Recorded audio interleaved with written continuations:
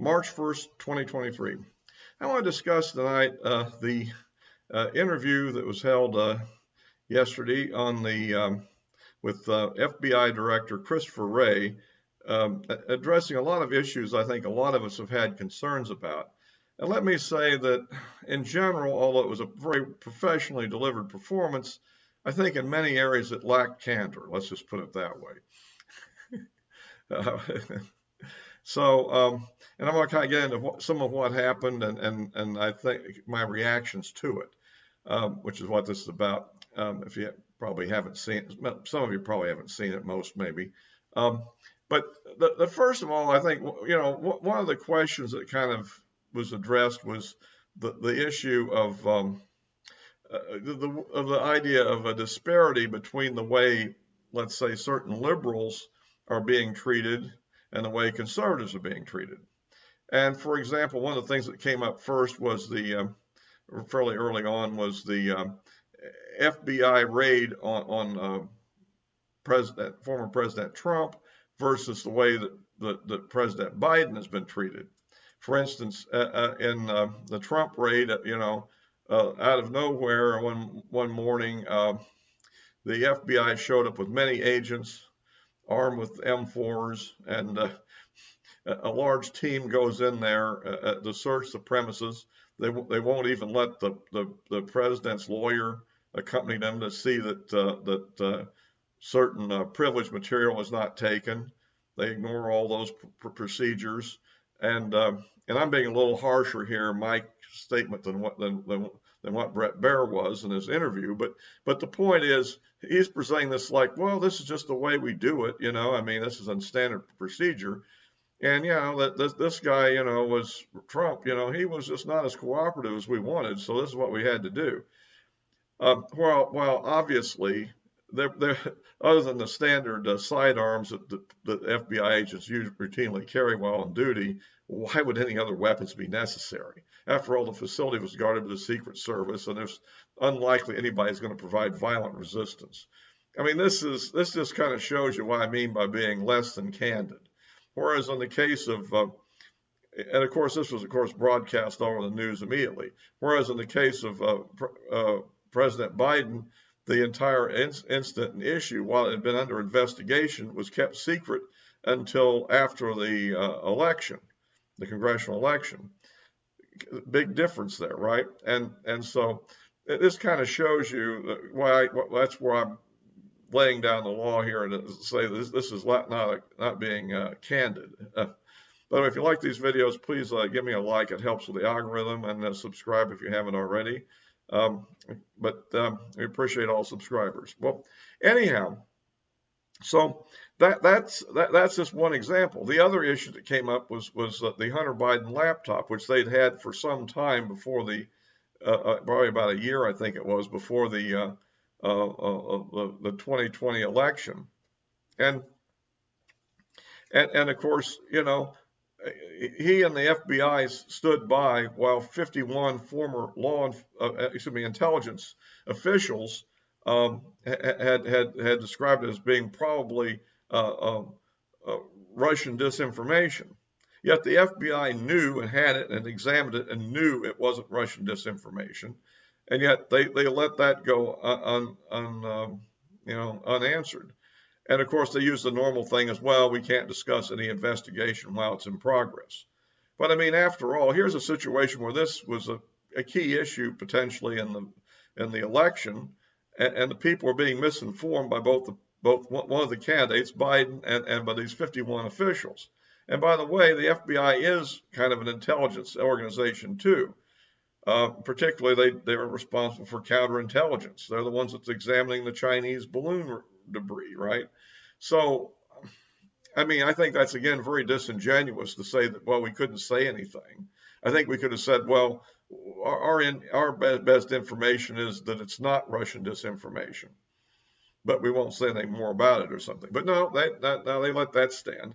And then we get into other issues such as the famous issues of investigating the schools and so forth, the school board meetings, and that came out a while back, and so he's again saying, well, no, we only interested in violence. We're not interested in affecting anybody's freedom of speech. And I would say on this, I don't really believe the FBI really did anything much, really. So in that sense, he probably is right on that one.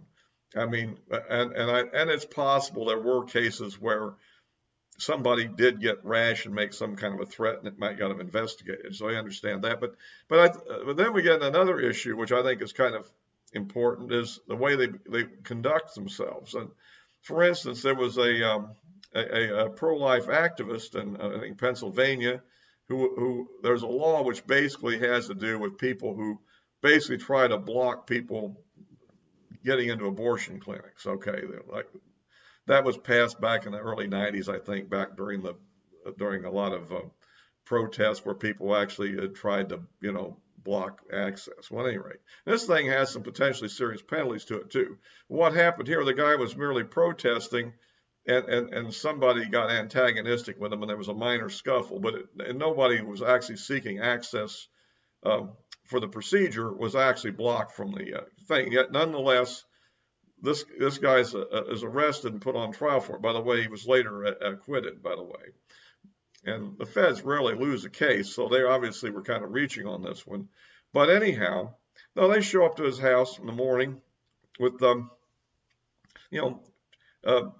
with FBI agents armed with long rifles, to arrest him. Whereas in a nonviolent case like this, usually what ends up happening is they simply ask the person to, surrender at a given place and time, and give them that opportunity if they're willing to do it.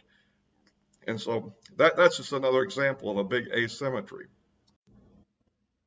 So I think that this kind of goes to show that there's this kind of bias. Now let's look at another case that they got into the issue of why they haven't yet solved the problem of the mysterious bomber that planted bombs at both the DNC and also the RNC headquarters in Washington.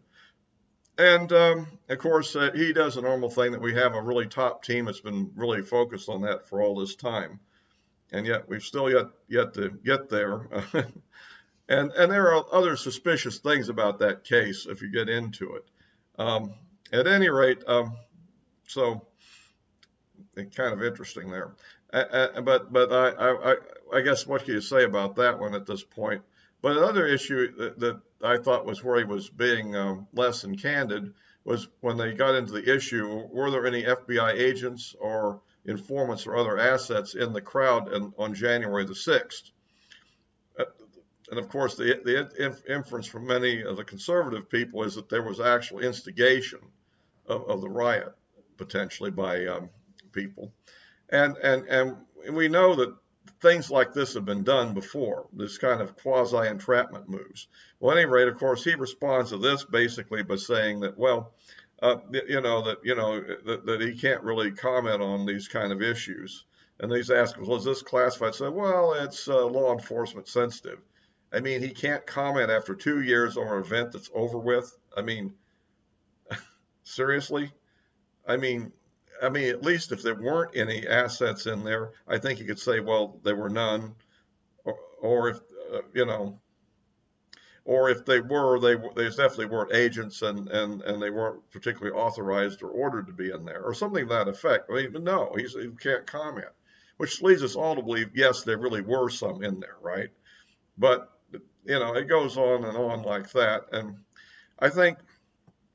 So that's kind of my view on this, is that while it was a good professional interview, it's a little bit lacking in candor. Now, another thing I'd point out is that he did make some comments on the quality of people that they're recruiting into the FBI and so forth, and that they've done this at a time when general law enforcement has been having trouble recruiting. Well, yes, it's a lot better being an FBI agent than being a street cop and dealing with all the problems they have to deal with local governments and so forth. I mean, the FBI is a bit of a law unto itself, So, I mean, all I'm saying is I think that this is This is true. I'm sure most of the people that are working in the FBI are very good people. I have no reason to think otherwise. I mean, like they are highly educated, have military service in some cases, or whatever. Perhaps come from other law enforcement organizations and the like. But it is just kind of interesting that he's, you know. And the one thing I will say is, I have to give him a thumbs up for this, that they are the only organization in the government that's had a more of a objective view on the source of COVID being from the Wuhan lab, and where they say that's like the most likely scenario, where everybody else is putting it a low probability or that it's something else and so forth. And this is the one case where I think they've been more, you know, straightforward and about the subject. So I'll have to give him a thumbs up on that. He does say they're still working on the issue of the Chinese, you know, penetrations of our country. However, I believe that there was a special China project that was actually canceled by the Biden administration, which he didn't mention that. So another sense, you might say that he's doing the best he can to do a job, perhaps, given the influences of all the very radical Justice Department that Biden has put in place that he works for. I mean, after all, I mean, the local U.S. attorneys often, you know, dictate what arrests are made, and of course, and that sort of thing. So, I mean, to a degree, you could say, well, I see this as a guy who kind of likes his job and wants to keep it, and he tries to keep it as straightforward as possible. But in reality, he's actually bending to the whim of the radical Biden Justice Department, because otherwise he probably wouldn't be keeping his job.